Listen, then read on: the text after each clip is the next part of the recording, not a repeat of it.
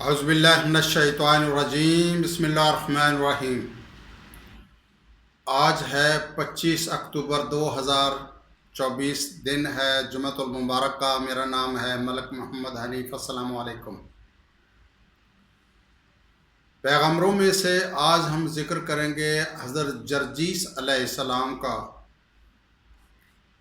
حضرت جرجیس علیہ السلام اللہ پاک کے ایک برگزیدہ نبی اور عام انسانوں سے بہتر نبی ہمیشہ عام انسانوں سے بہتر ہوتے ہیں علم و فضل میں۔ اللہ پاک کی طرف سے چنیدہ ہوتے ہیں، پیغمبر اللہ پاک کی طرف سے چنے ہوئے ہوتے ہیں اور عام انسانوں سے بہتر ہوتے ہیں۔ حضرت جرجیس علیہ السلام موصل کے ایک بادشاہ کے لیے مبعوث ہوئے۔ اس بادشاہ کا نام تھا زادانہ۔ زادانہ ایک بت پرست حکمران تھا، بہت ظالم تھا اور ایک بہت بڑے بت افلون کی پوجا کرتا تھا، افلون کی۔ حضرت جرجیس علیہ السلام کو اللہ پاک نے جب مبعوث کیا اور حکم دیا کہ جا کے اس کو تبلیغ کرو،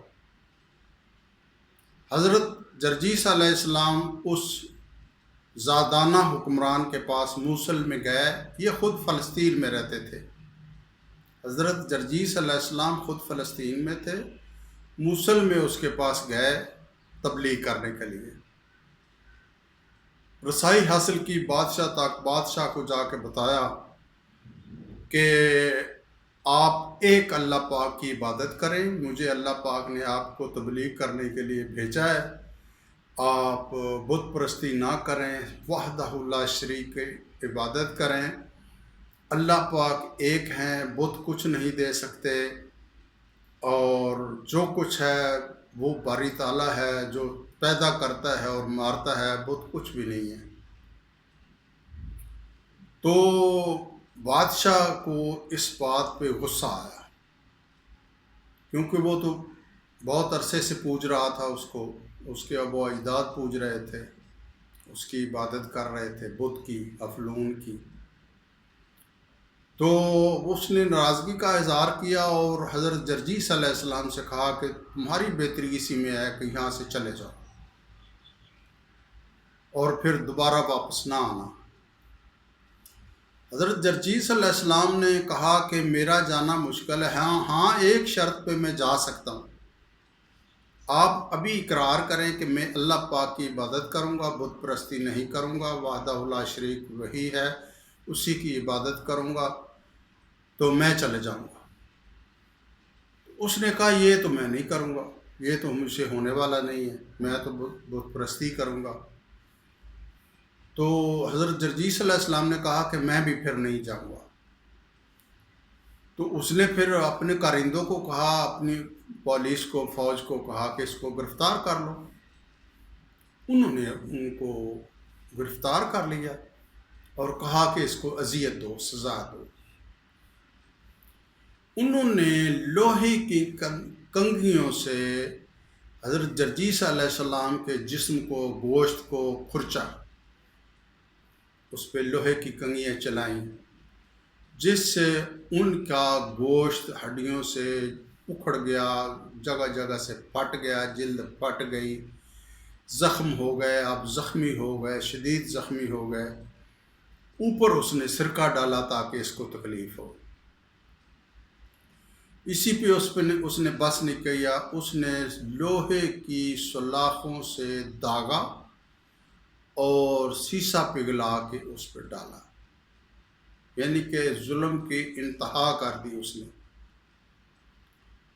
لیکن پھر بھی حضرت جرجیس علیہ السلام نے کہا نہیں، جو ظلم جتنا چاہے کر لو، جو تمہارا دل کرتا ہے کرو، لیکن میں تمہیں راہ راست پہ لا کے چھوڑوں گا۔ اللہ پاک نے مجھے آپ کے لیے بھیجا ہے، مجھے اپنی جان کی کوئی پرواہ نہیں ہے، میں تمہیں سدھارنے آیا ہوں، تم سدھر جاؤ۔ تو سارا دن وہ اس نے مظالم کیے، اذیتیں دی، پریشان کیا، زخمی کیا، اوپر سرکہ ڈالا، نمک ڈالا اوپر، اور اوپر سیسا ڈالا، اور مطلب جو وہ ظلم کر سکتا تھا سلاخیں داغ کے لگائیں، تو جو وہ ظلم کر سکتا تھا اس نے کیا۔ شام ہو گئی، اب اس نے کہا کہ ٹھیک ہے اس کو لے جاؤ قید خانے میں جا کے ڈال دو۔ تو اس کے کارندوں نے حضرت جرجیس علیہ السلام کو قید خانے میں ڈال دیا۔ اب ان کی حالت جو نہایت ہی خراب تھی، کیونکہ سارا دن ان کو بہت ظلم کیا گیا، ان کو زخمی کیا گیا، تو ان کی بولنے والی جو حالت تھی وہ بھی نہیں تھی، مطلب انتہائی زخمی تھے۔ تو اللہ پاک نے اپنا فرشتہ بھیجا کہ جاؤ اس کو تسلی دو۔ فرشتہ آیا، اس نے آ کے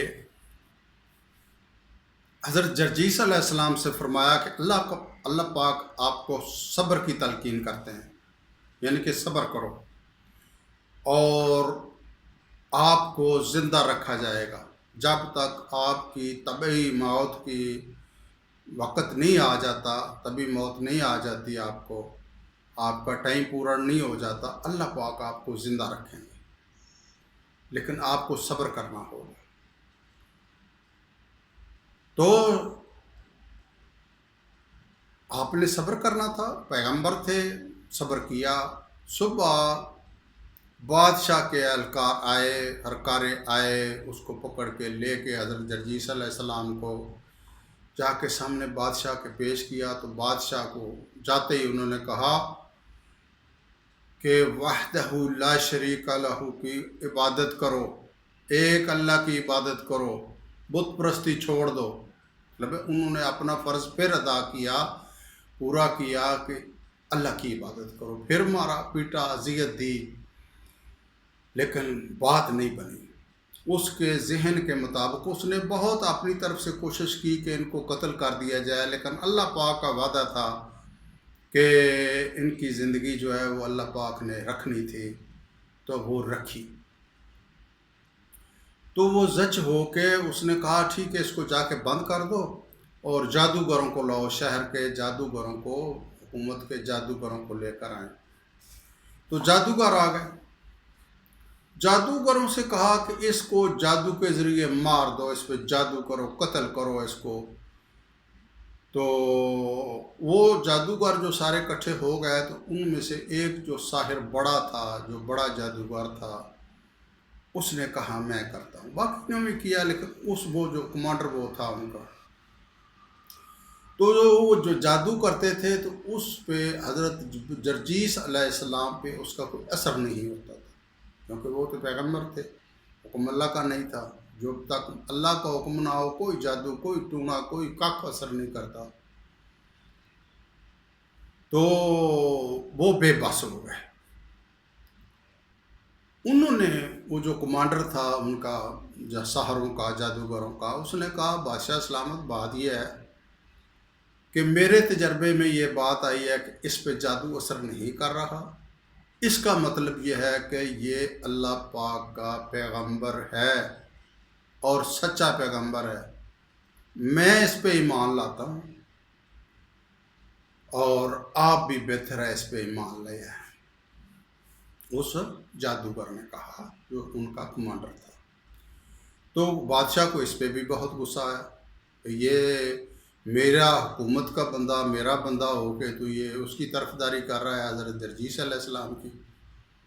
تو اس نے اس کو قتل کروا دیا، اس جادوگر کو بادشاہ نے، سعدانہ نے قتل کروا دیا۔